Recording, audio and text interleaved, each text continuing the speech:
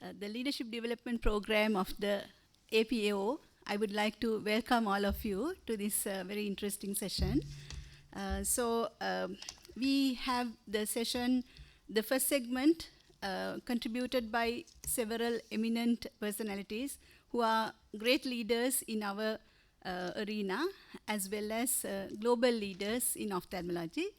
And the second segment will be a self-introduction of all of us, and it will be a kind of an informal introduction about yourself and about the projects that you are going to have. So to start the session, we will have some recorded sessions as well. Because of the logistic reasons beyond our control, we will have some recorded sessions as well as sessions, the presentations in person. In spite of their busy schedules, they are here. So let's start with the first topic.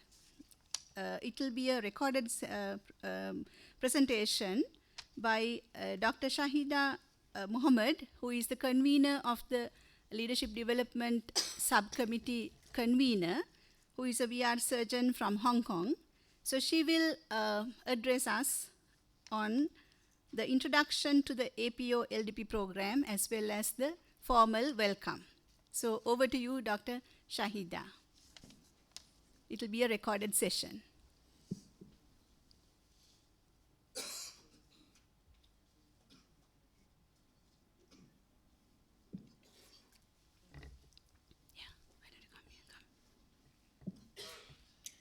Welcome everyone to the 2025 Asia Pacific Academy of Ophthalmology Leadership Development Program orientation class. I'm Shahida Mohammed, a consultant working at Hong Kong Eye Hospital. I'm the secretary for the LDP, and I'm extremely delighted to kick off today's session with my introduction. I sincerely apologize, of course, for not being there in person due to family reasons, but I'm extremely happy that the faculty gave me this opportunity to share a few minutes of your valuable time. To Sherman, Vivek, Madhuwanti, Meenu, and the rest of the team, I am sincerely indebted. I love you guys, so thank you once again. To the participants, let's start. First, a huge congratulations, because you have made it to the LDP program. It's now something you can immediately add to your CV. End of story. No, seriously, I hope that we're going to end up as more than just a footnote on your CVs. In this orientation class, we will cover introductions. So by yours truly, followed by Professor Clement Tam, the APAO Congress President, Professor Peter Holland, Professor Moyne on the program objectives, and then the faculty will lead you into introducing yourselves, as well as discussing in groups on your LDP projects. Now, there are many leadership development programs around the world. We've heard of the AIO LDP, RANSCO LDP, and Linda Tsai and Dr. Kathy Green have worked. We are so fortunate to have them on the APAO LDP program, and they have served as faculty and are instrumental in helping us develop a wonderful program. Now, but why is there even a need for the LDP? Obviously, because there are two schools of thought. There are some who say that leaders are born, and there is a school of thought that says that leaders can be made. The LDP is about forging success with this latter theory. Now, we will have the APAO orientation, we will have a midterm masterclass, we will have LDP projects that you work on, and presentation at graduation at next year's APAO. And remember that you will be having an insights program to help you identify your personality, your color, and the color of your team, or those not on your team, clearly. So the APAO LDP was started since 2009. It has clearly defined program goals. And in this LDP program, we will use immediate problem-centered learning. We will be teaching you mentoring, coaching, networking, using action learning in the form of mini presentations, and having those around you give 360 feedback on your LDP projects. Now, we all know the terms that you are either a leader or a follower, and certainly all of you are here today. So we think that we are leaders, right? But how do leaders emerge? When everyone is busily working hard and throwing themselves off a cliff, it's people who go against the grain, who stop and think, look at their position, reflect on their position, as well as how they can institute change in those around them, who emerge as leaders. Now, leadership is clearly not about how many Twitter followers you can gather, but leaders do have common qualities: patience, strength, insight, courage, tenacity. Coulter defined leaders, and you will be hearing this again and again throughout the course, as people who create a vision, then align people to follow that vision, inspire people to make your vision happen. Clearly easier said than done. And how does leadership apply to ophthalmologists? Because everyone here today is heavily involved in clinical work, education, research, working in private practice or in hospitals. But this course clearly aims to help you stop and reflect. Reflect on, are you where you want to be? Is this where you want to be in 5 to 10 years' time? Or where do you want to be? And do you feel the need to change yourselves before you can persuade others to join you in achieving your vision? And an interesting fact about leadership in the modern world: times have changed. A goldfish's attention span is 8 seconds. Can you guess what is the average human attention span? It's 7 seconds. So clearly, leadership in the modern world is a challenge, because how can you hold an audience captive enough for long enough in order to make people align with your vision and to join you in changing or in following your vision to achieve your aim? Now, we know that leadership attributes can be taught: self-awareness, self-regulation, how to apply critical thinking, how to work not only as a team player, but how you can lead your team effectively. And the nitty-gritty involves all of these that we will cover throughout the year. But the focus is clearly on long-term impact. So obviously we're not just hoping that it's just an LDP project that you can tick on your CV, but we hope that you will choose to do a meaningful LDP project that not only challenges yourself to grow, but that fosters collaboration not only with your colleagues, but with those people who are not your colleagues, but future friends, hopefully, and helps you to institute lasting changes in not only yourself, but in your organization as well as your country. And the LDP project is a test and a means to help you grow. So thank you, everyone. Have fun. I hope you enjoy your stay, and I hope you do attend the graduating class at this year's APAO so that you will have an idea of how you can modify your LDP projects. Thank you so much, and enjoy. Thanks to Dr. Shahida for that comprehensive overview about the LDP. So as she said, you will get more descriptive idea about all that is incorporated into the LDP. So next, I would like to invite Professor Clement Tham, who is no stranger to us. He is such a exemplary leader who has once been an LDP graduate as well. So it is my pleasure and privilege to invite Professor Clement Tham, CEO, APAO, and Secretary General, to address you. Thank you so much, Chair. Thank you. Good morning, everyone.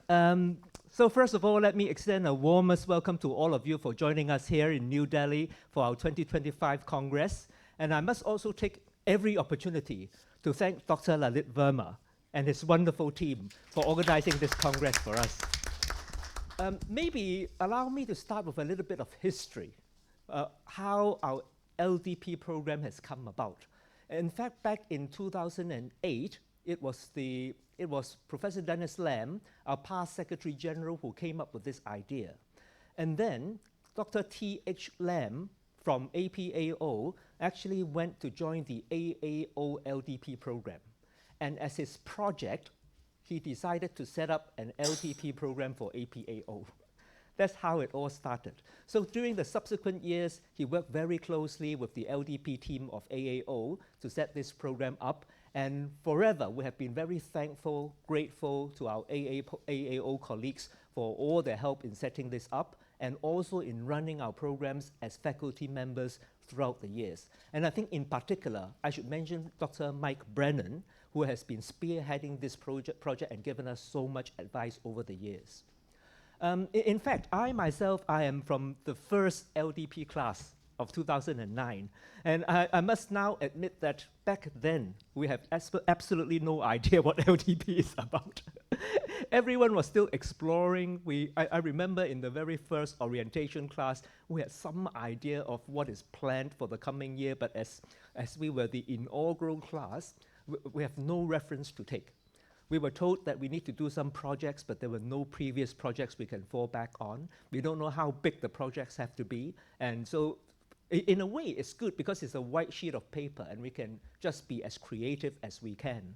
And I remember that in my class, there was also Kathy Green, whom many of you would know very well, because she subsequently became the convener of our LDP program and has been running this LDP program for the many years to come. Now, you may ask, what is the benefit? Why are we joining this LDP program? I think to me, two things are most important, two things, but probably not your project. All right? The project is enjoyable. Of course, your project can have some impact, but say 10 years from now, 20 years from now, most people would have forgotten your project. In fact, I can't remember any details from my own project by now. But I think two things are most valuable. First of all your classmates. Okay? All the people I know very well from my first or inaugural LDP class, I'm still seeing them every year nowadays in international conferences. We're still working closely together in different societies, subspecialty societies, regional societies. They've become my friends, my close friends for the rest of my life. So this networking is extremely valuable aspect of LDP. I think the other valuable opportunity is that LDP provides you a door into the APAO family. Okay? Now, APAO, this is a community that many of us come together, work closely together for our own education, as well as for educating the next generations, as well as in educating the public. So I think this class would be the best door for you to go enter the world into the family of APAO. By the time you finish your 1 year of LDP program, you'll be invited to join one of the standing committees of APAO. In fact, APAO right now, we have 20 standing committees, each working on a different area of work that is close to our heart. Okay? Amongst those 20 standing committees, well, I mean, at least right now, I can think of at least two that may interest the young generation like you. One is, for example, the AI and Digital Innovations Standing Committee. This is our newest standing committee, and this committee, in fact, it is now led by Professor Daniel Ting from Singapore, and we aim to apply modern technologies, including AI, into enhancing all our educational programs, enhancing our meetings, enhancing our conferences. So maybe this is one area you can consider. I think the other area could perhaps be Young Ophthalmologist Standing Committee. Now, not just because you are young, but because the Young Ophthalmologist Group is now spearheading the sustainability project for APAO. Our Young Ophthalmologist Group, they are working very closely with iSustain, which is spearheaded by Dr. David Chang from the United States, and we are working on different ways to improve sustainability in both our everyday clinical practice as well as in the conferences. Okay, so I think at least these two areas would interest young people, but do have a close look. You can go up to our website, you can look at all 20 different standing committees. Look at the kind of work that they're doing. I myself, I'm also chairing the Congress Standing Committee, and right now, in fact, we have 5 recent LDP graduates who are members of our committee, helping us organize APAO congresses, helping us organize satellite congresses, etc. So I think better not spend too much of your time because you've got some excellent speakers coming up next. But I would strongly encourage you to fully enjoy the next few days. And also please mark in your diary, February next year, come to Hong Kong and join us in the next APAO Congress. Thank you so much, Chairs. Thank you, Professor Tham, for giving that wonderful overview of what the APAO LDP program is all about. I would now like to call upon Professor Lalit Verma, the APAO 2025 Congress President, to give him his welcome address. Dr. Lalit Verma is not someone who requires an introduction, and especially in the Indian fraternity, you cannot say Vituretna without saying Lalit Verma in the same sentence. So he's been a giant in this field and also has nurtured the All India Ophthalmic Society from a fledgling society to something which has reached a mammoth stature today. So over to you, Professor Verma.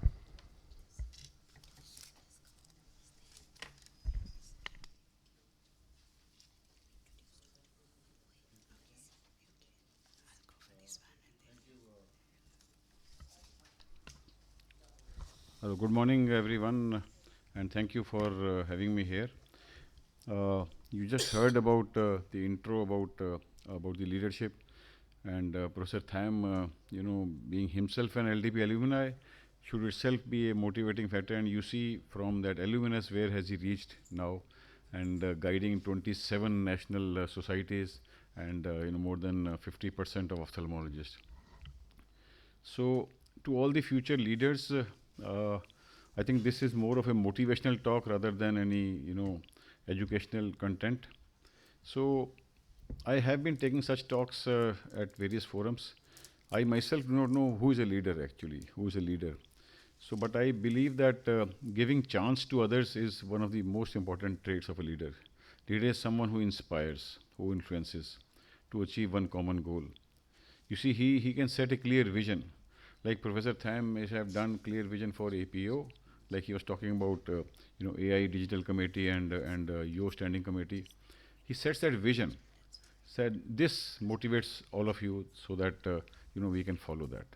And he has to lead by example. You see, early morning, Professor Tham being here itself is a motivational factor that you have to lead by example.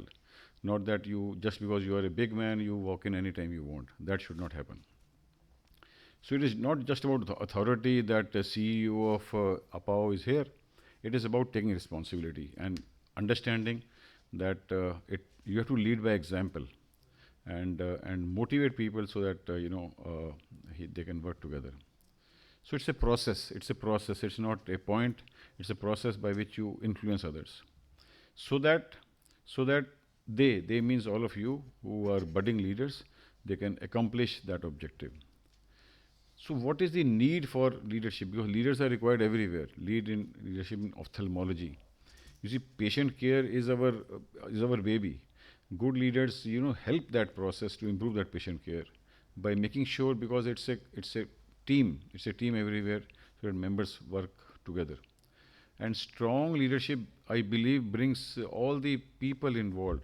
Like yesterday in the SAO Council, in the APO Council meeting, we were talking about whether we are involving doctors or we are involving the teams. So Professor Tham, I heard they were involving teams. There are situations where involving teams. Teams being consisting of doctors, nurses, technicians together. And good leaders speak up for their field, basically about the advocacy. Because if advocacy also comes by experience. And overall leadership of ophthalmology is the key to improving care and boosting teamwork. And other question which came to my mind is that our core job is primarily expertise, say in retina or glaucoma or whatever. You see, your expertise is crucial. There's no doubt about that. You have to be either glaucoma, retina, or because it's a super specialty care now. Apart from that expertise in a specified area, developing leadership skills can enhance how you will work with that team, how you will drive innovation and manage complex situations. Because if not that, then you remain a frog in the well only, that you are happy with yourself and all. So therefore you have to balance both the things so as to excel in your core specialty. So as was being told earlier also, good leaders are not born. I was never born to be a leader at all, but it was somehow it came in the way, and we kept evolving. You need to have that desire and willpower actually. And development of good leaders involves that never-ending process. It's not that whatever I have reached or Professor Tham has reached this stage, that is not a full stop. It's just a comma in that. You have to keep evolving. And you have to have self-study, talk to yourself, education, training experience, and this is a dynamic process. It keeps going on and on. As I said, it's not a full stop. Good leader will pay attention to basics only. We do not talk of cellular level from the beginning, but small things, and work for masses, and be very focused, and have periodic review with yourself and talk to yourself. What are you doing, and what are you like? If you are in that position, talk to yourself. Are you delivering your goal or not? Very important attribute of a leader is that give others a chance. Give others a chance. And I believe everybody, God has given birth to so many people, 8 billion people on this earth. Everybody has a trait. Everybody has a trait. So all of us have small, hidden, latent, unexplored talent, and good leaders try to exploit that trait, and then the flowering occurs. And tell them this thing, that if you can do it, I can do it. So, but everybody can do it. So involves take younger colleagues along with you, at least in the initial stages, because this will give them the confidence and security that somebody is there to help you in case of an issue. This is very important, that you have to take them along. Especially we were talking about, like, I remember first surgery, I remember who taught me first surgery. So that is very important. A good leader will never ridicule, never show anybody down, and learn to appreciate and give them a pat. So this I will not go through, what is a good leader, motivates. I've just said leaders are givers. Leaders are givers, and they don't quit. Keep learning, lifelong. Believe me, in medicine is a lifelong learning process. And it's a responsibility. You have to motivate, and leader has to be a team man only. A good leader is one who will identify talent. Like I have a good leader, Devakant sitting here, and a lot of good leaders. You have to identify their talent and nurture enough, and empower them also. Empower them so that they can deliver. And he has to be optimistic also. If it is not the 100% success you will have on one day. So you have to be optimistic and keep working hard in that direction. And he has to take up challenges. The second last line is very important, that they have to convert problems into challenges. We can't be a cribber. That this is not happening. I get a lot of messages every day, sir, this is not working. I just got. So you modify and do it. Take up as a challenge and do it. And to see the possible. Impossible also has possible. So this is what I did for whenever I was given a chance in Delhi Film Society or AIOS. I was, thanks to Professor Tham, that I was asked to become a Congress president. So I am still in the process of learning from experience of others, and I hope we are able to deliver collectively. And I'll just conclude by saying leaders become great not because of their power, but because of the ability to empower others. This is the highest attribute. Thank you so much for having me here.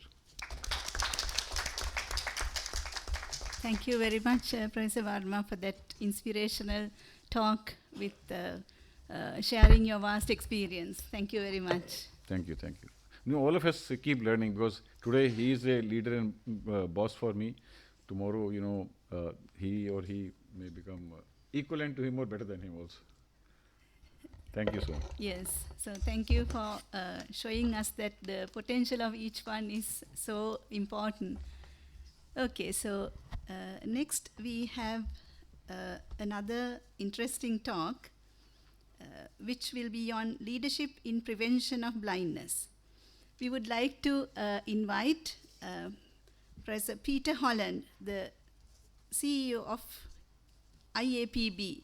IAPB is known as a world-renowned organization in prevention of blindness.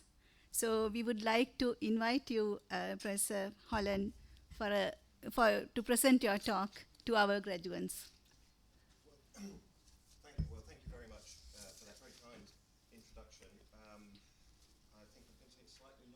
7 seconds, so I'm trying to keep your attention for a bit longer than that. And I feel I'm slightly under false pretensions. I'm not actually myself an ophthalmologist. Yeah. Now you need to be able to hear me, so hopefully you can hear me now. I'm not myself an ophthalmologist, but as you kind of described, I'm Chief Executive of the International Agency for the Prevention of Blindness.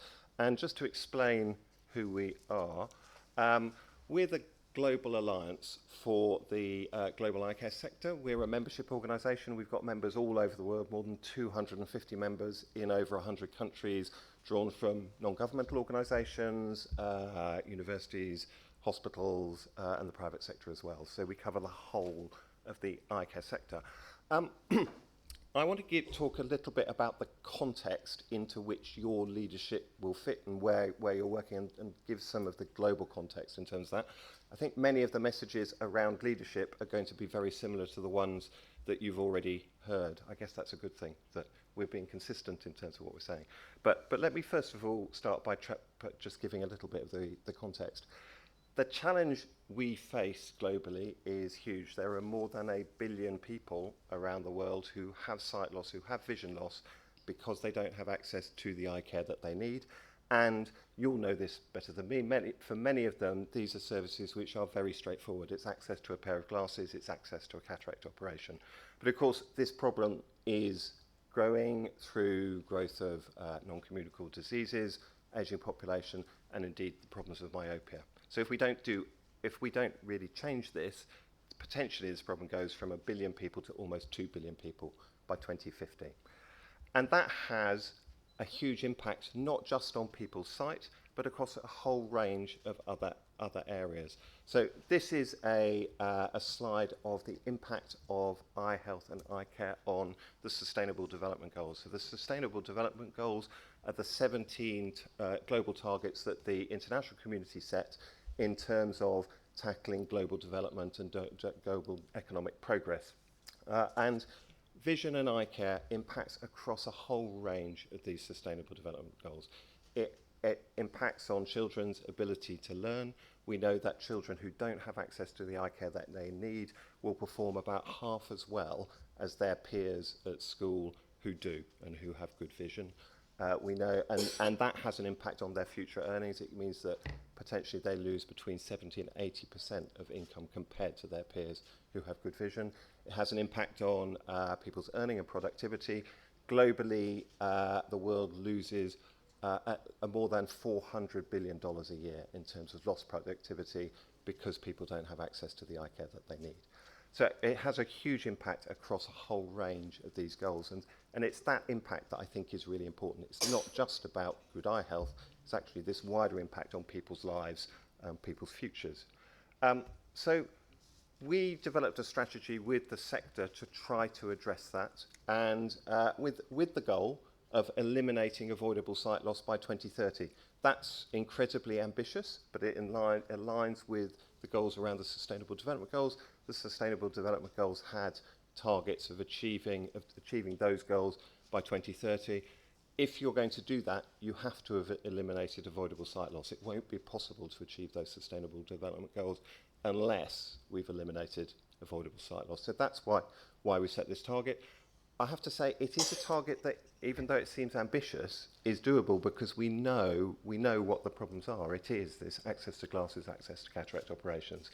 And the elements in terms of doing that is around elevating eye health as a economic, social and development issue, integrating eye care services into mainstream health services, and then activating demand and raising demand and people's awareness about their eye health needs. We also identified 10 priorities for the sector, and the top priority within that was leadership. And we recognised that leadership was going to be critical if we're going to achieve these goals.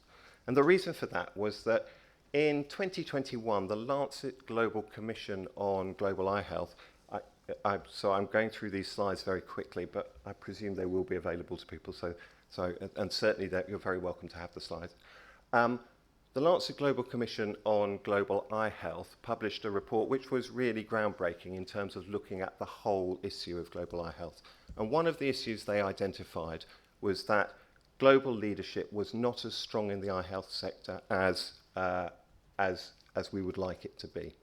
And they identified that while there is really strong project and professional leadership, one of the problems that we had was the links with in terms of leadership across the whole system. So our focus on leadership is looking at how do we address that and how do we improve the quality of leadership across the whole system that means that eye health can have a real impact. And these are the kinds of attributes that we think that leaders are going to need. Now, many of them are those attributes that Professor Verma and Professor Tam have already identified. The first is understanding where does eye health sit in the system, and that's, sorry, could I go back one slide? And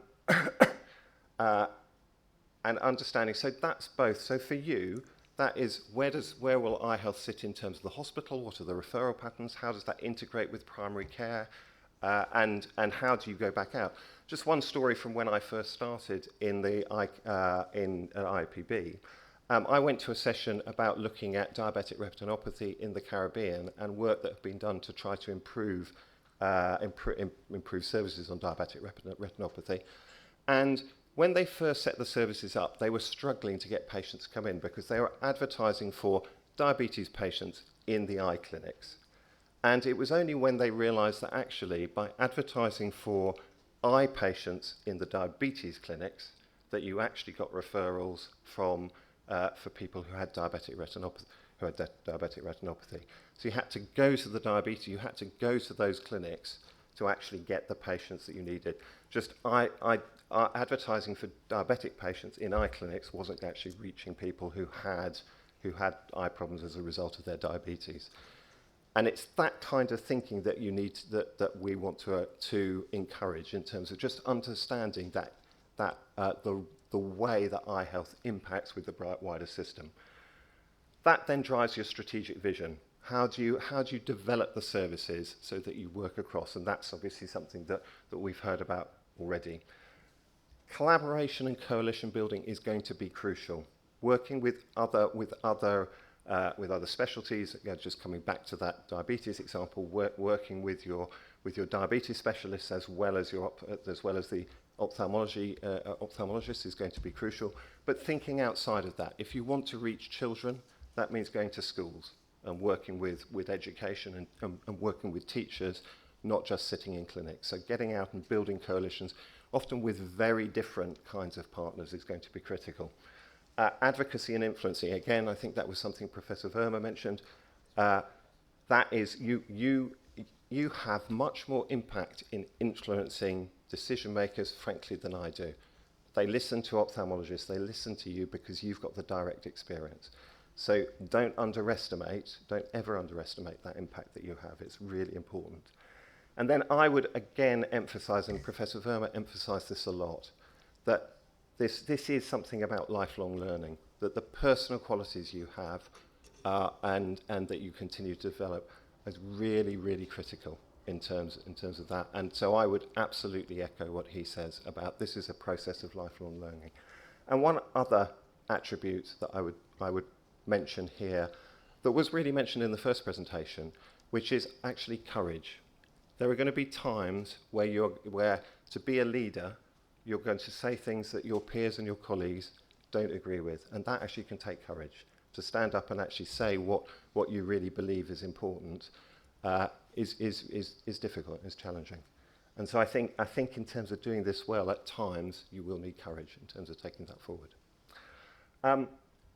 We are making progress. I'm not going to go through this, but we are seeing globally that we are getting eye health on the global agenda. We had a UN resolution back in 2021, which was the first time the UN had ever talked about vision and eye health, and that is leading to impact. There's certainly at a global level.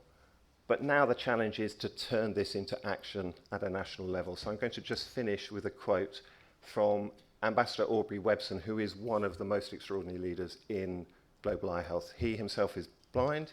He's the ambassador for Antigua and Barbuda at the United Nations and has been an extraordinarily passionate leader and advocate for global eye health and global vision. We're hoping to hold a global summit on eye health, but actually It's his words about, that's about turning words on paper into action for people. So it's from paper to people. And I think that's a message for all of us, and particularly it's the challenge for you, that that will be your job, turning those words into action. So I wish you all the very best and good luck. Thank you very much, Mr. Holland, for that excellent talk on prevention of blindness and the way forward. So I'm sure a lot of participants in the audience would take up prevention as well as a segment or an arm in their projects that they are going to do. Thank you very much. Thank you, Madhu. I think it's my privilege to now invite Professor Dr. Mohammad Moin. He's from Pakistan, and he is actually the chair of the LDP program of APAO. And I think he's not here because of many other reasons, like for the visa. But at present, I think what we should know is he's the soul of our LDP program. So I'd like to welcome him for his talk, which is going to be online. So can you please, the talk is about program learning objectives and requirements, and this is very important. Thank you. Welcome, class of 25-26 of the APAO LDP program. 14 years ago, I was sitting in your shoes in Sydney, in Australia, where we had our LDP session in the Ransco College. I did not know at that time what leadership program was and why I had been chosen to be sent over to Australia to attend this session, which is going to last for a year. It was a fantastic session, and Dr. Catherine Green was leading the session, and we had faculty from the local university as well who taught us negotiation. I really enjoyed that session over.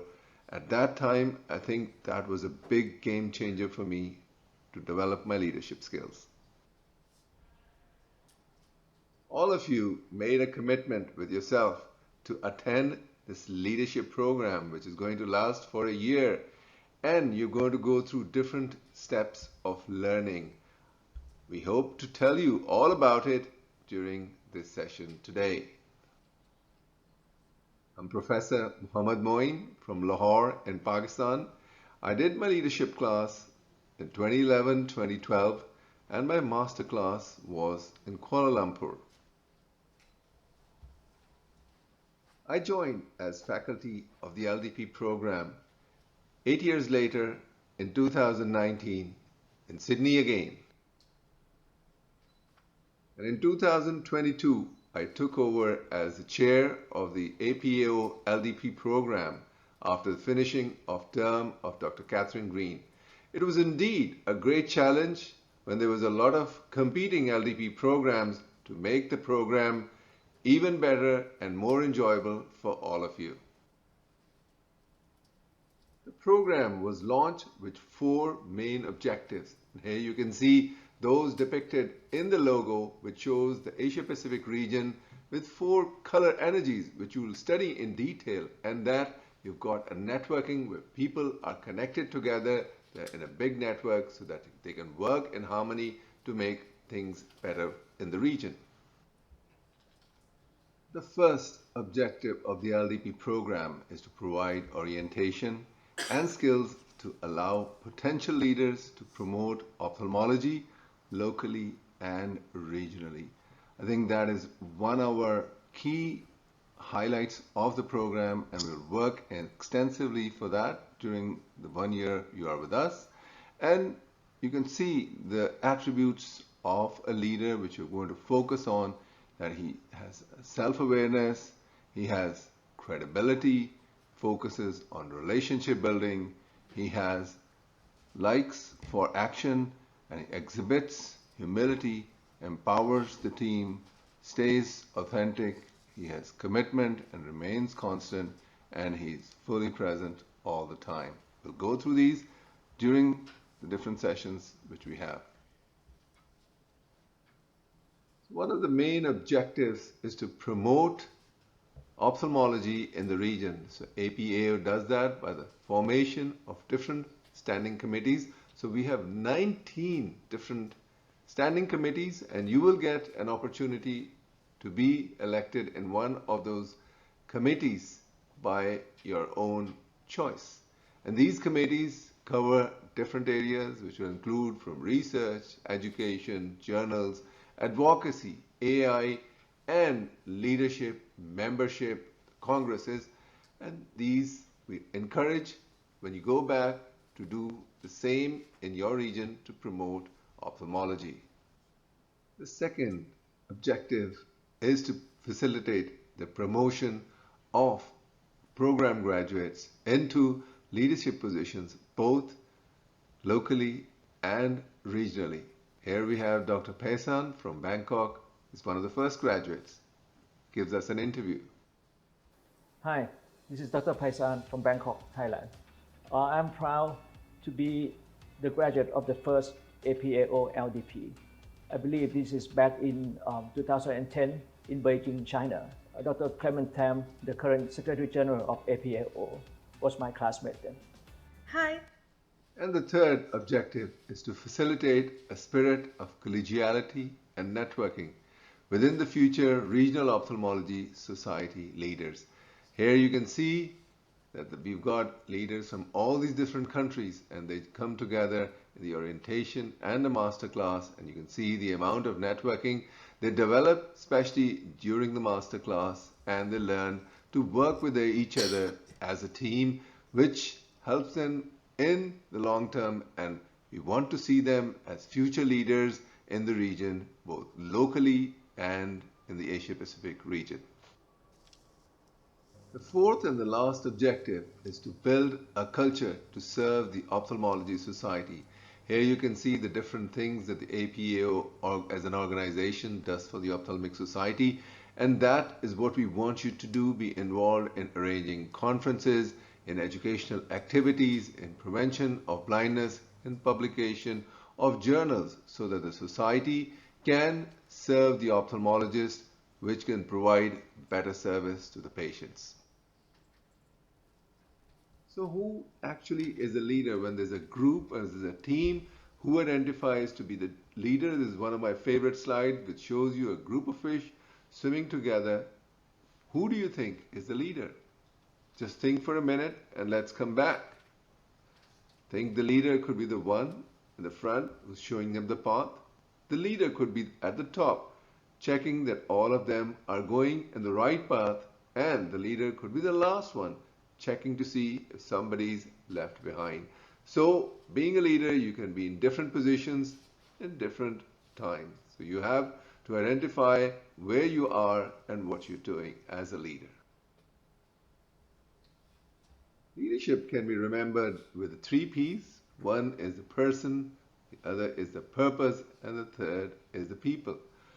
The person is the leader himself, and he works towards a purpose, and that is the goal he wants to achieve, and he works on a group of people.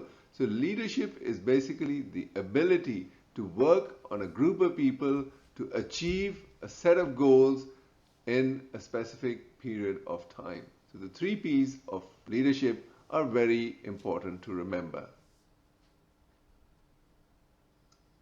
We're going to go through leadership theories, which include the trait versus behavioral theory. Here you can see a child is born and they think that the child is born as a leader because they are born and they cannot be made. As Martin Luther King, probably he looked like a born leader, he was, but leadership is now thought to consist of definable skills that can be developed through experience, observation, and education, and that is what we're going to do with you here for another year. After moving on from the theories of leadership, let's move on to the styles of leadership. Well, there are 2 major poles of leadership. One is management control and the other is the employees control. And you can see when it's the management control, management has most of the knowledge and skills, while it moves to the other side, then employees have got the needed knowledge and skills. And a management control is more of an autocratic style compared to employee control, which is more of a free rein type of leadership. And in between, you would get that paternalistic or fatherly type of leadership, and then you go on to more participatory leadership, and then a delegatory leadership. Let's go through them together in the next few slides.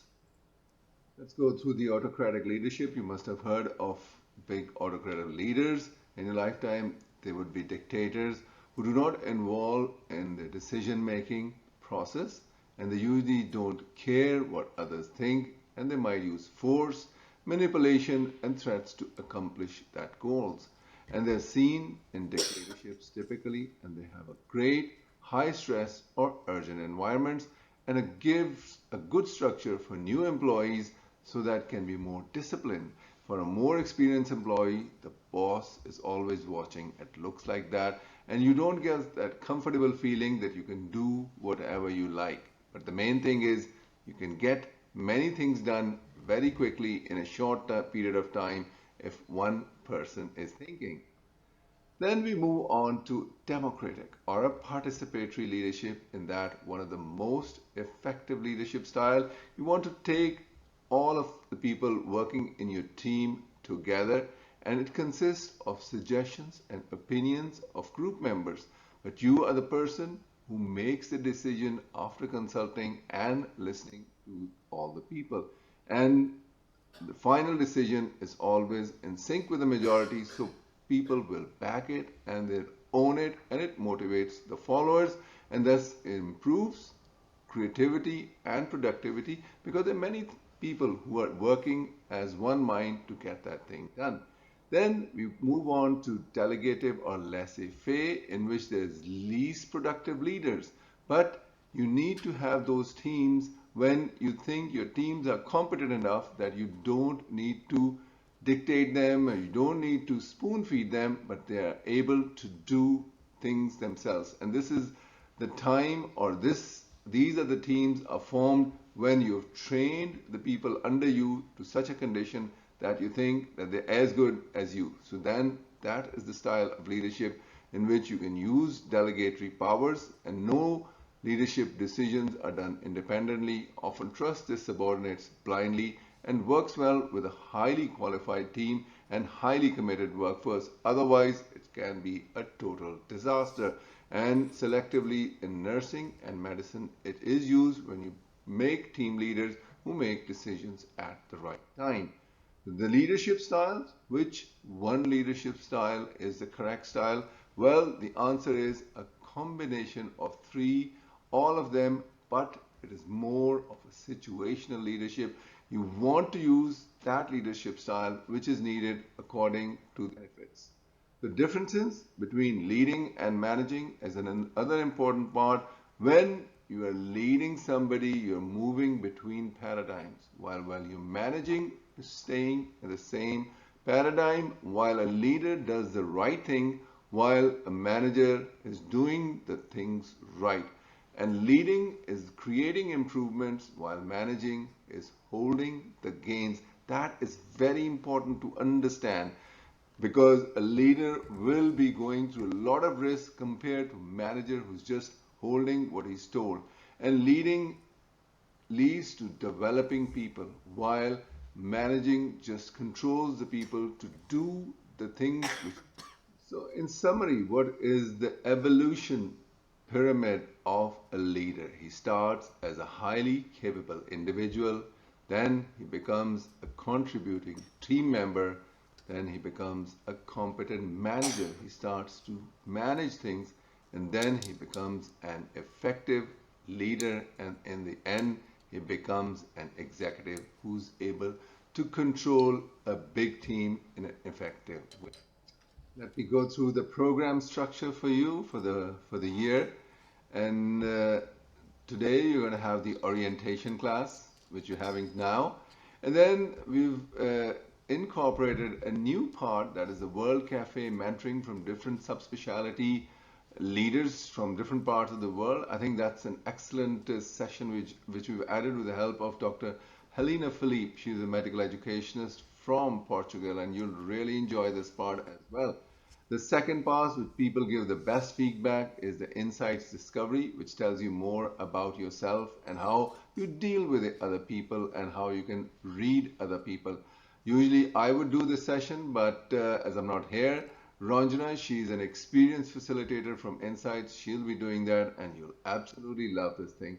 Then we have the masterclass, which is going to come up in Taipei. All of you are required to attend that session over there, otherwise you will not be able to graduate. So please keep that in mind and keep your timetable free for that.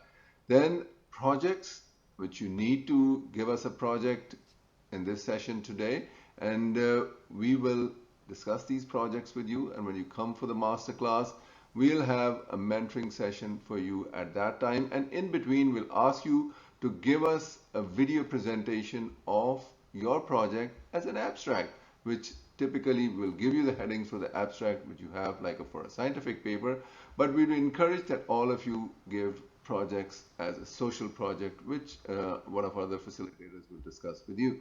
And then you come in for graduation next year. We want the projects to be complete at that time. We'll not take any projects which are incomplete. And then once you become alumni, you will be invited to join the different standing committees of the APAO, so you can enter the leadership position as promised in our objectives. And this is just an outline what we've just shown you here. And I'd like to welcome each one of you to the LDP class, and I assure you that you will get to know each other, take time, introduce yourself, and build on the capabilities of yourself and the people who you interact with, so you can become a strong team, which social networking you will carry it for years, especially when you become leaders in the years to come. The masterclass, as I mentioned, is going to be held in Taipei from 22nd to 24 August. And on Friday, we've got 4 sessions of 90 minutes, Saturday, 4 sessions of 90 minutes, and Sunday, 2 sessions for 90 minutes. We have to start on the Friday and Sunday. It's advisable, we require that you attend all the sessions. We'll try to finish by around 1 p.m. or later. So please do not book your flights before that time. In the end, if I take my objective as crossing that lake to go over to the mountains on the other side, I need to set my goals right, and I need to come up with the right strategies which can help me. If I have a team, I can do a great job and get the thing done much quicker than if I'm just alone. So in conclusion, every journey begins with the first step. Welcome aboard.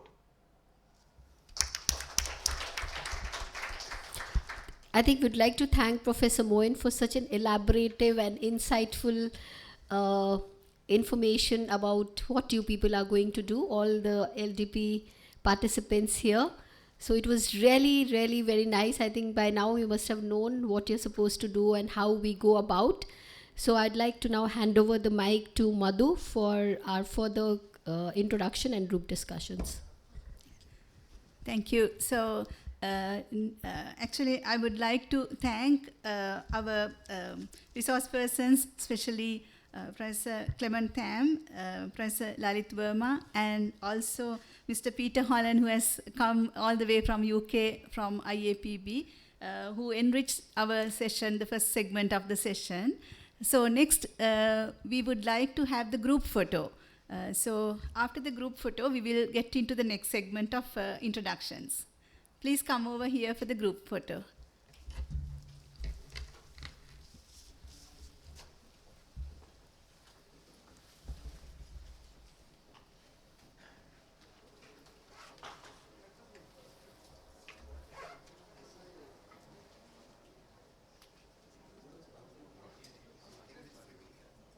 I'm actually from LDP class of 2012. That was such a long time ago in Seoul. I don't know, in Busan.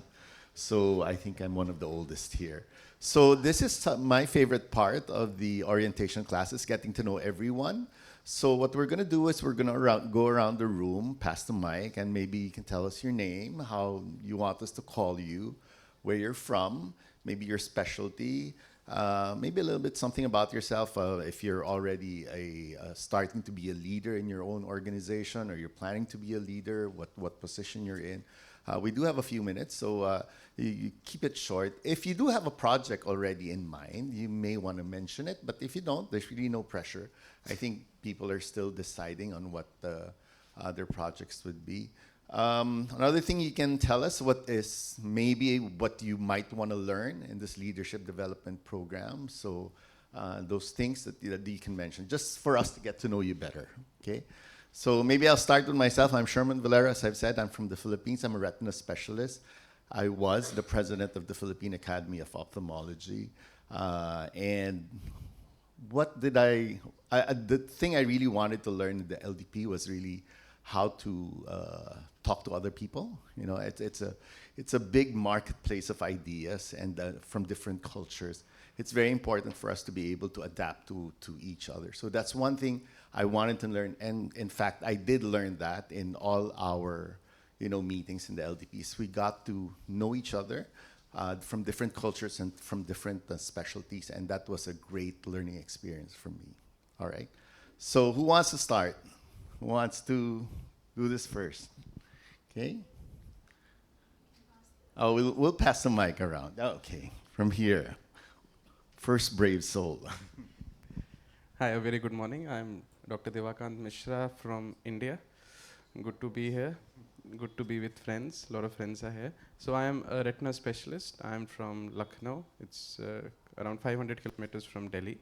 So I own a sort of group of hospitals. I have around 5 centers now, and we are planning another 2 by the end of this year. I am the president of the Young Ophthalmologist Society of India right now. I'm already on the committee of the AIOS Standing Committee of APAO. I am pursuing a leadership in medicine course from Harvard currently. I'm part of that program. I'm very happy to be part of this session. And my project that I'm planning to do is, in my hospital, we are planning to take super specialty care to the grassroots level. So we are taking in fundus cameras, tonometers, and all those things to the villages and the rural areas of where I belong to. So that is something that I'm working on for the project. Yeah. Excellent. We look forward to your study, to your project. Anyone else? Brave volunteers here. Namaste. I'm Dr. Tetsu Singh Malla from Nepal, so you can call me Tetsu. I was the treasurer of Nepal Ophthalmic Society, our parent organization, last year, and currently I served under Dr. Minu Chaudhary. She was the president then, and currently I'm the general secretary of the Nepal Ophthalmic Society. I'm also a WIO standing committee member, along with Dr. Devkant, my friend, and I'm the founder member of the WIO Ophthalmology of Nepal as a treasurer. I'm also a founder member of Young Doctors Association of Nepal, and currently I serve as a elected executive member of Nepal Medical Association, which is the organization of entire professional body. Thank you. Thank you very much. How about someone from this table? Okay. Oh. Then you can do that. Hello, good morning, everyone. I'm Dr. Faria Tilatima from Bangladesh. I'm a member of Bangladesh Young Ophthalmology Society and also the Ophthalmology Society of Bangladesh. And I'm newly added as a member of the Young Ophthalmology Standing Committee here in APAO. And I have a plan for strategy plan, project plan, and that is to increase the skill and efficiency of and broaden the scope of young ophthalmologists scope in Bangladesh. That's it. Thank you so much.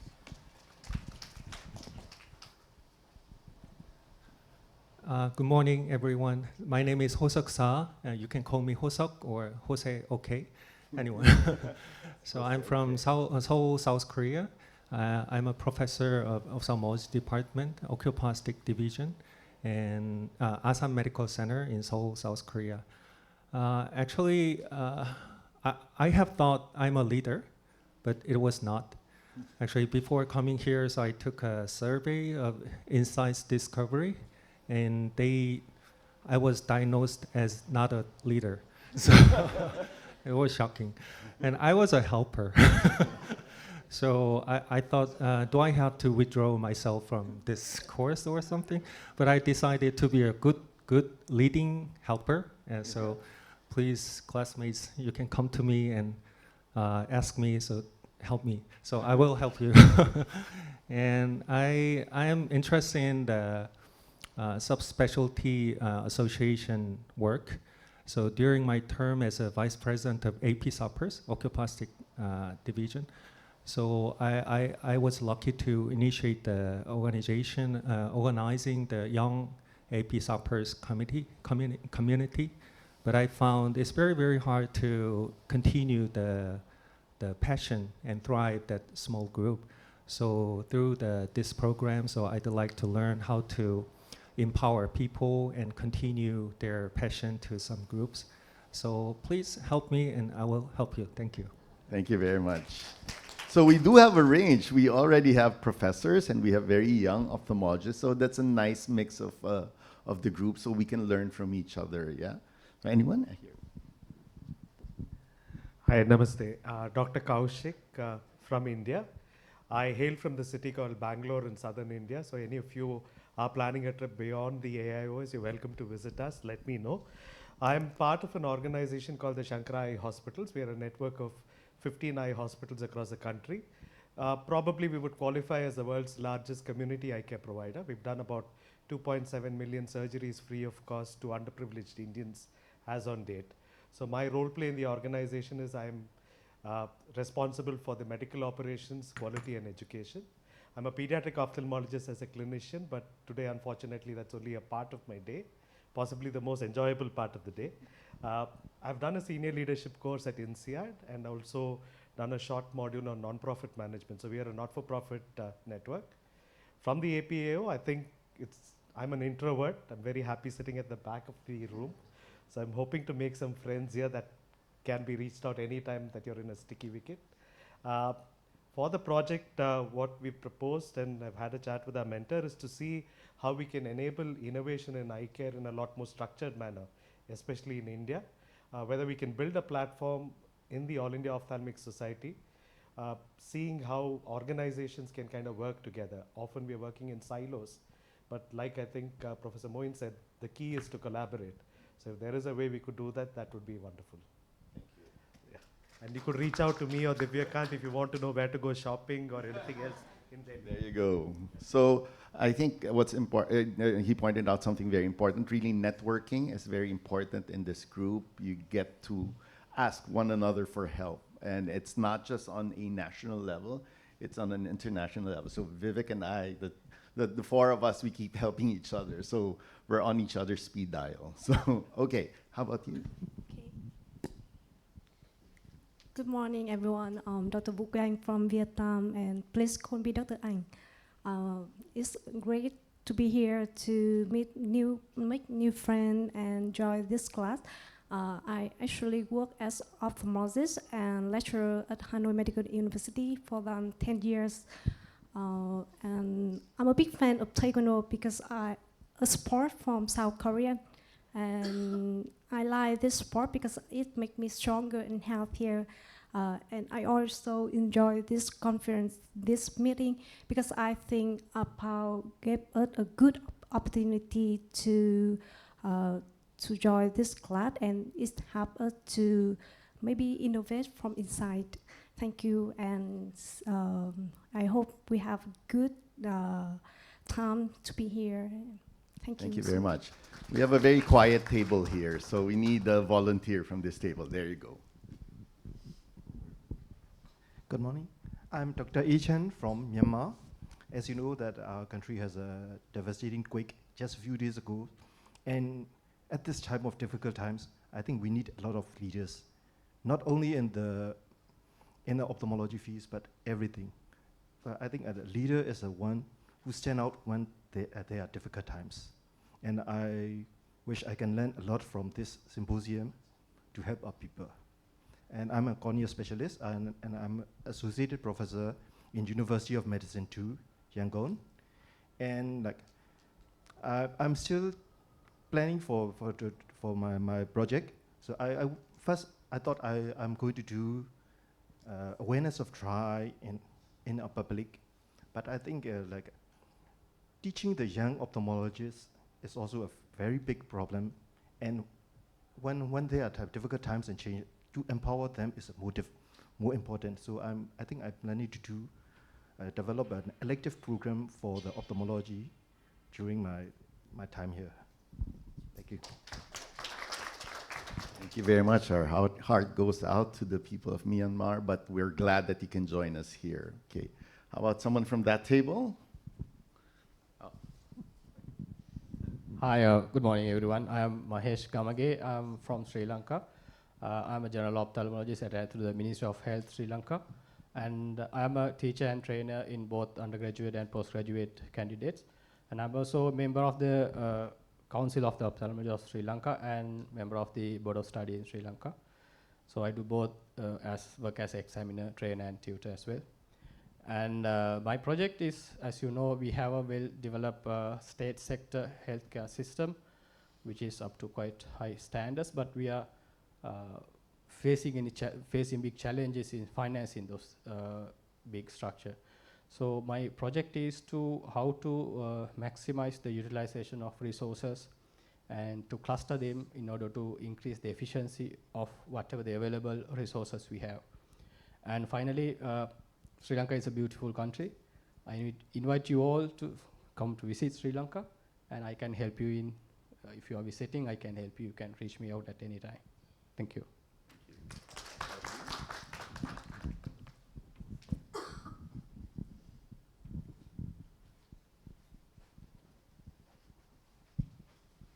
Hi everyone, thank you very much for joining this opportunity. My name is Akiko Hanyoda from Japan, Tokyo University School of Medicine. My specialty is glaucoma, and I'm a position program committee member at the Japanese Glaucoma Society, as well as young ophthalmologist in the Japanese Ophthalmology Congress. This is my first time to join this APAO, but I'm really very impressed at the large, wonderful conference, as well as the aim of this joining to maximize, to make many friends. And my project in this APAO is to establish sustainable education programs, especially for the young ophthalmologists, including women, because we have a lot of problems for young ophthalmologists and to sustain and maintain our academic careers, as well as doing the private things. So please let me know many good discussions and educations in this project. Thank you. Thank you very much.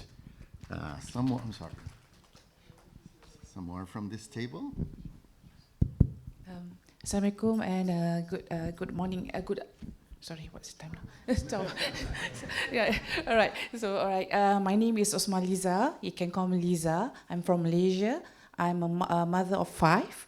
And also, I'm a current being elected as the chairperson for the Malaysia University Conjunct Ophthalmology in regards to the training of ophthalmology, as well as national exams in Malaysia.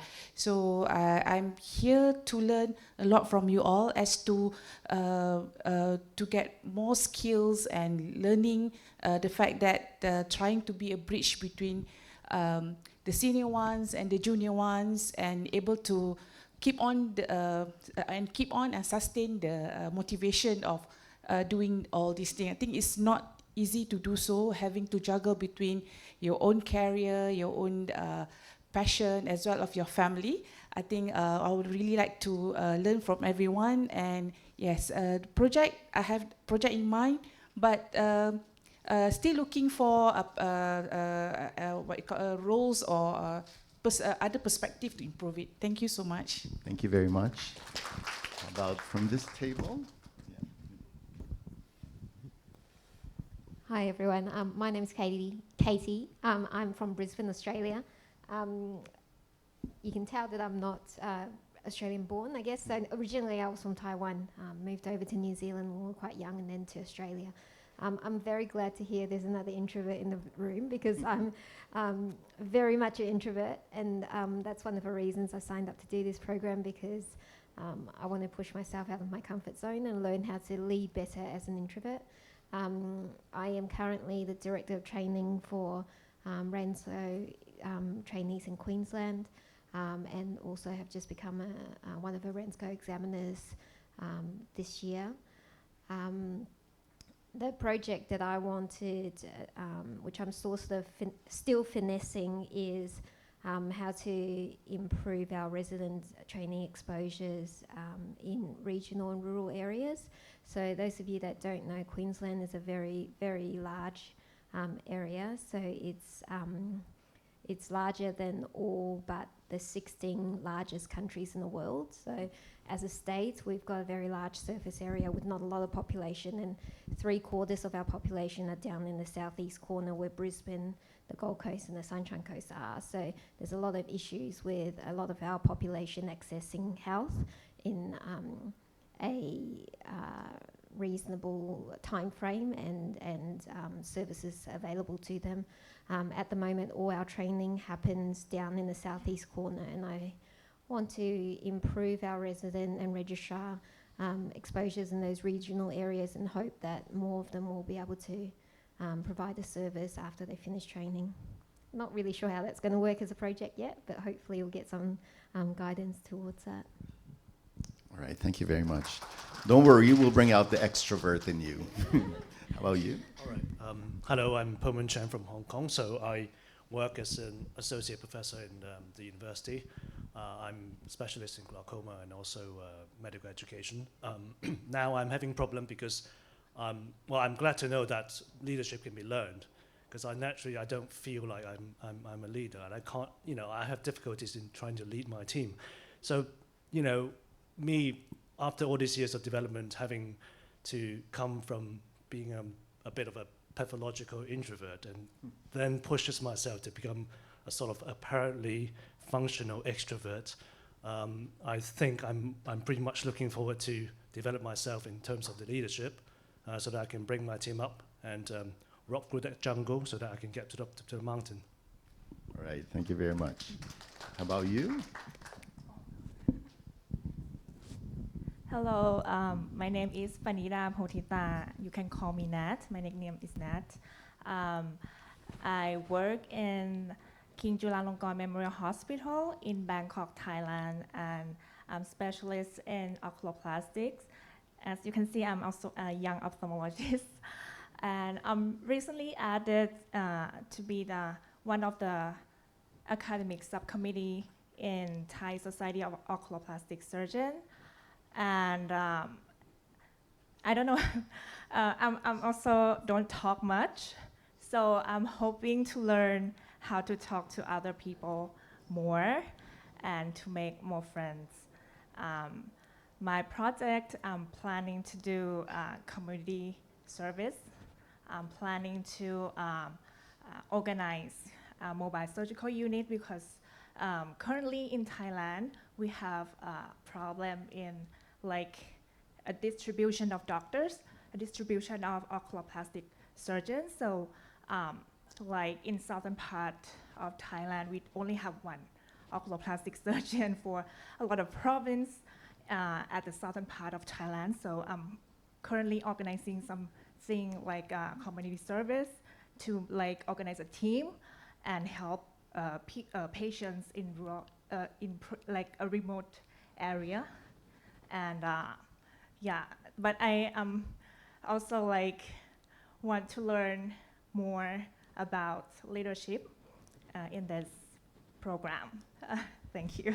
All right, you'll definitely get more friends here. So how about this guy? I know this guy. So good morning to everyone. I'm Victor Ephraim Paulino, but you can call me Rem, R-E-M. I'm from the Philippines. I'm a glaucoma specialist.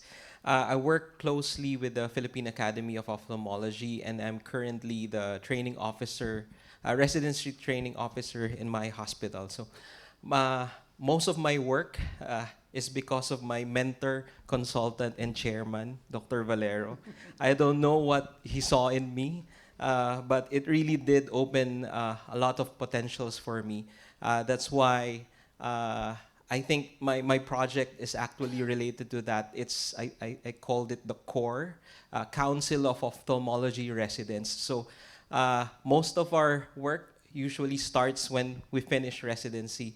As a resident, our focus is just on training. But definitely, we can encourage, we can start leadership as a resident.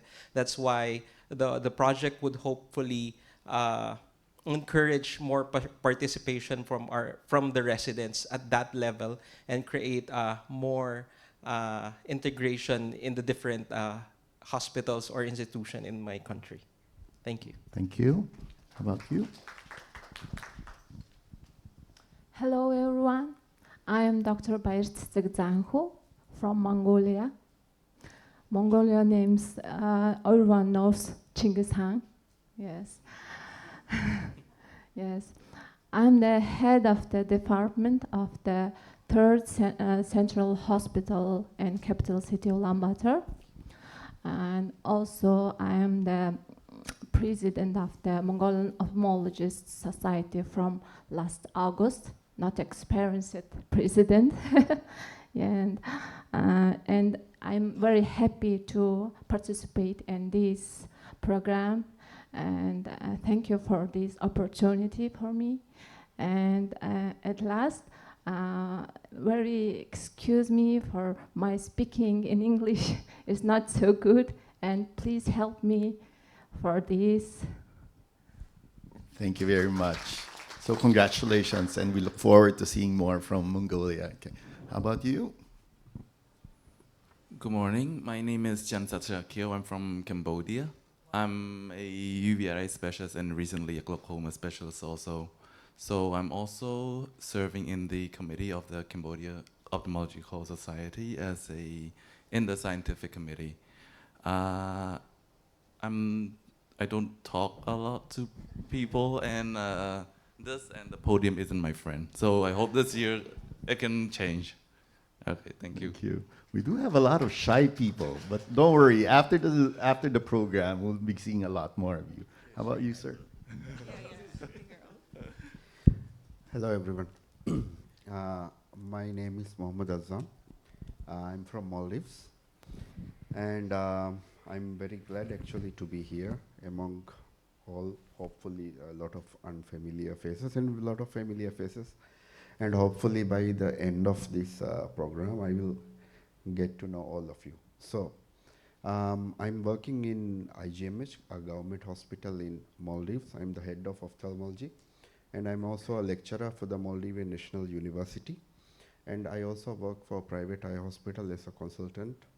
My specialty is surgical retina, and I also do some cataract and some anterior segment also. And I'm also the president of Maldivian Ophthalmology Society. And I have held some positions in Maldivian Medical Association in the past. And I have some projects which I think of doing. In fact, I started a school screening program for prevention of refractive errors and amblyopia,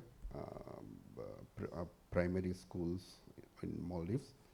And I'm hoping to implement this project for my APAO LDP project. So for me, I think people think, most of the people I work with think I'm very short-tempered sometimes, and I'm very easily annoyed, I think. And the problem I face is like having to motivate people. Maybe some people think I'm an like workaholic, but I think I'm doing good work, and I also feel like other people also should work hard.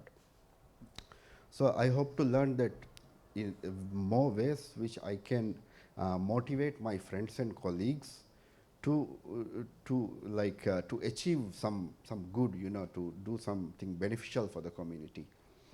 And thank you for having me. I hope I will have some good experience here. So you'll definitely have fun during the insights exercise. You'll get to see what kind of leader you are and how to motivate other people. So that's going to be very interesting for you. How about you, ma'am? Hi, morning everybody. Sorry I was late. My driver took me to the wrong place. I'm Zuli from Singapore. I work at the Singapore National Eye Centre, and I'm a glaucoma and complex cataract specialist. It was interesting reading the insights as well, because it reminded me of when I was in high school and they were like, you have no tact. And that's what insights said as well. I'm still very much growing in my leadership journey. And I set up the Complex Anterior Segment Service and the head of that as well at Singapore National Eye Centre. And I think my project was going to focus really on evaluating how that's gone in the last, because we set it up last year, and evaluating how that is and seeing whether or not it's, you know, actually a useful service. Yeah, that's the main thing. Thank you. How about you?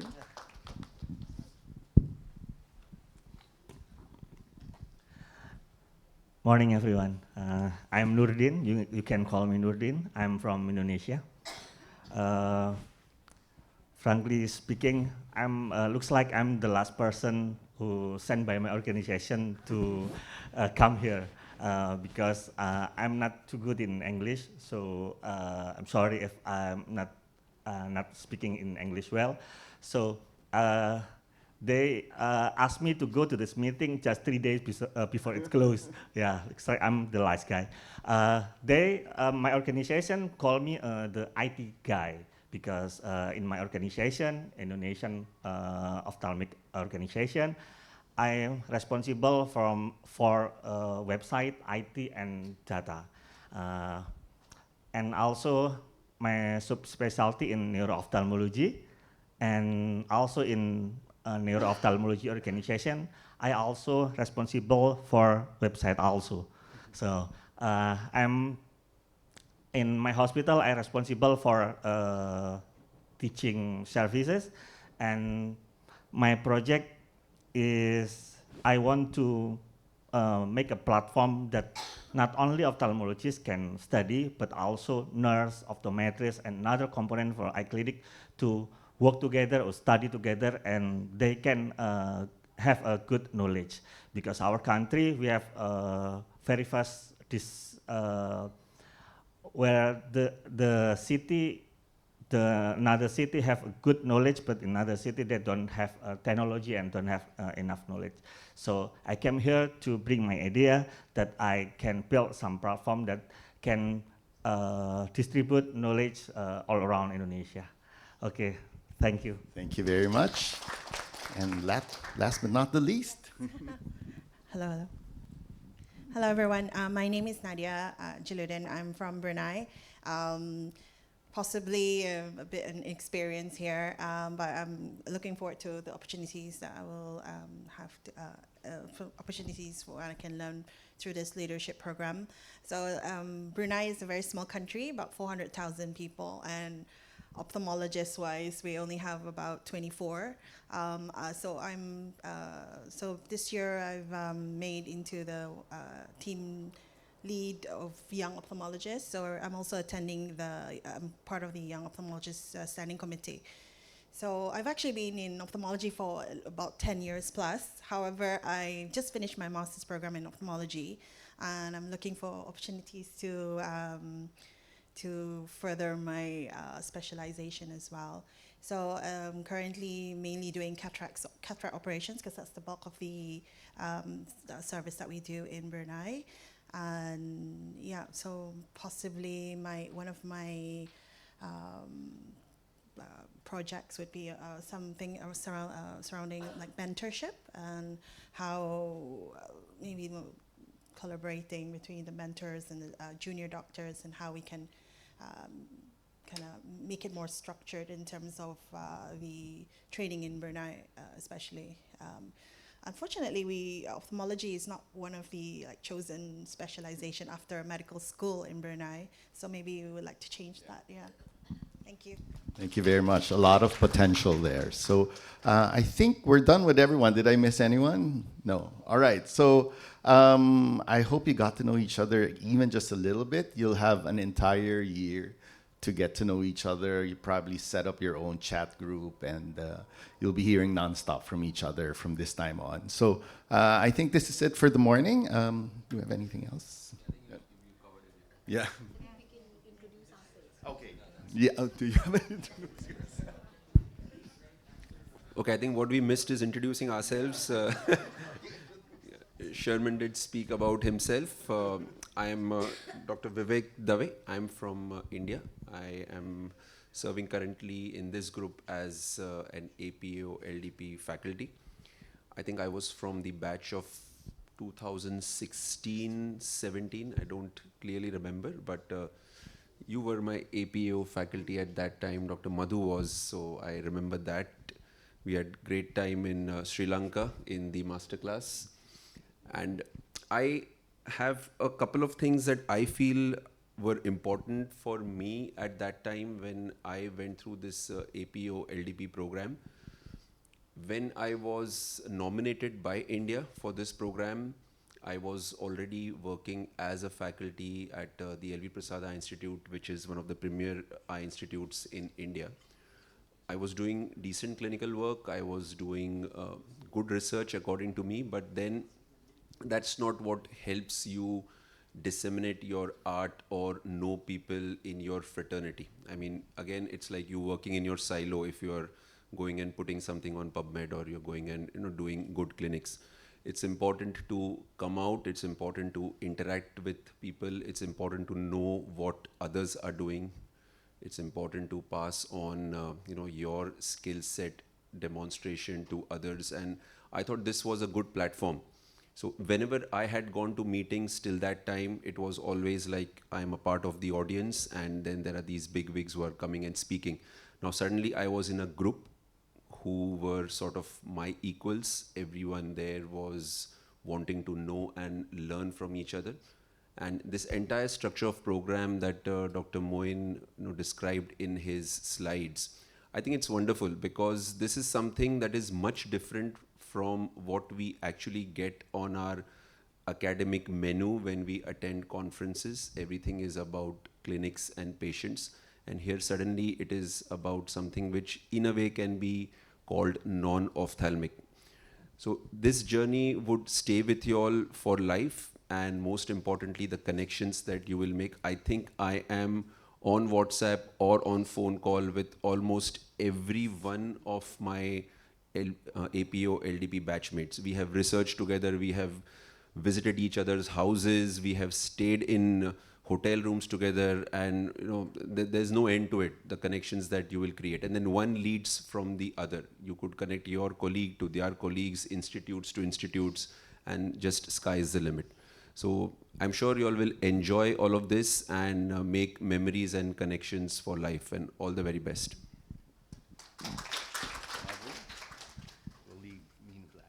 Yeah, we will ask, yes. Okay, thank you. So I'm so privileged to be part of the LDP group. So going back in memory lane, I was a LDP participant in the year 2014 actually. I was a secretary to the College of Ophthalmologists of Sri Lanka in 2013, so I was nominated. And then in 2014, I went to China, and then the masterclass was in Vietnam. And then, the first was in Japan, and then we came to the masterclass in Vietnam, and then graduation in China. So it was such a nice experience. Actually, today you had the theory part of it, but I assure you the fun is coming. So don't worry.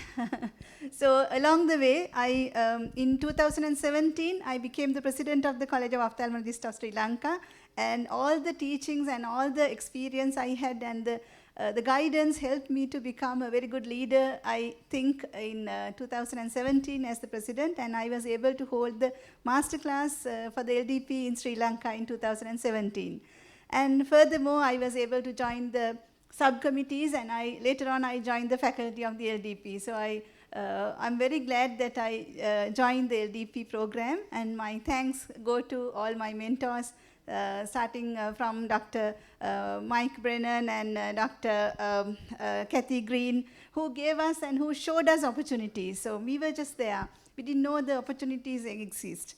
And also the network. Not to forget, as Vivek said, not to forget the batchmates or the classmates. Because I'm going to give the mic to my own classmate, Meenu, who I knew from our LDP class and who we have the friendships. We went to Nepal last year for the master class, and she was very, the hospitality was excellent, and we enjoyed all the networking. So thank you very much, and let's work together for a better future for ophthalmology. Thank you. Thank you, Madhu. So I think I'm Professor Dr. Meenu Chaudhary from Nepal. So at present, I'm the president of Nepal Cornea Cataract Refractive Society. And I'm also the immediate past president of Nepal Ophthalmic Society. Like Madhu said, I graduated in 2014-15, so we were three of us. We are three musketeers. So Madhu from Sri Lanka and Nordlina from Malaysia. So we are always together, so we take a picture with the flag. So today, when we took the picture, Nordlina from Malaysia is missing. So it's this class, actually I'm the first LDP graduate from Nepal. So what I learned, and I think what you all saw today, is it's not just about making friendship, networking, and knowing and going to different places, having fun. So we are not born leaders. Even I was like very shy initially, but I think when you have to, like, so many of them were saying they don't speak. So, but when you have to come out, you have to have that urge to do it. Like what Dr. Vivek said, he told me a story once when he was there in Nepal. So you have to show yourself. If you have to do something, you have to show yourself. So how you show yourself, whether it is in the right way by hard work, I think everybody is working hard, but you have to be something different. So you have to push yourself, you need to have that urge. And I remember we had one, LDP faculty from US. So Michelle was there, she tells you how to walk, how to smile, how you present yourself. So I came in a very vibrant color. She said, you have to present, you have to look different. So you should look beautiful also. And there was one faculty, I forgot his name. So he said, it's not that, especially in our countries, there is so much of corruption. They don't want you to come up, and they're trying to put you down. So even in US, it's like that. You have to scratch. You scratch somebody's back and somebody scratches your back, even if you have to go up. You have to get your things done. So that is what LDP also teaches you. So I think, like everybody who is here, you are really going to have a very nice time here, learn so many things. You learn what type of personality you are. So even that is important. You should know what you are and how you're going to come out of that. And everybody is working hard. And I found Dr. Vivek and Dr. Sherman are something that's very different about them. We, in this LTP masterclass, what we did, even Dr. Tejushu is there, and we danced also, and he was such a good dancer. So you should know how to dance also. So it's going to be fun. It's really one of the best programs to be in LDP. So you'll all enjoy it. Thank you. All right, so with that, we'd like to close this session, and we will... Oh, I did already. I'm done. No. Oh, yeah. So we'd like to invite you all to APAO in 2028 in Manila. So we just won the bid, thanks to the help of all my LDP colleagues right here. So with that, we'd like to thank all of you for being here, and I hope you got to know a little bit about each other. And please get each other's numbers so you can communicate. So the next session will be insights already. Yeah. The speed mentoring. So we'll see you at the speed mentoring, okay? Thank you very much.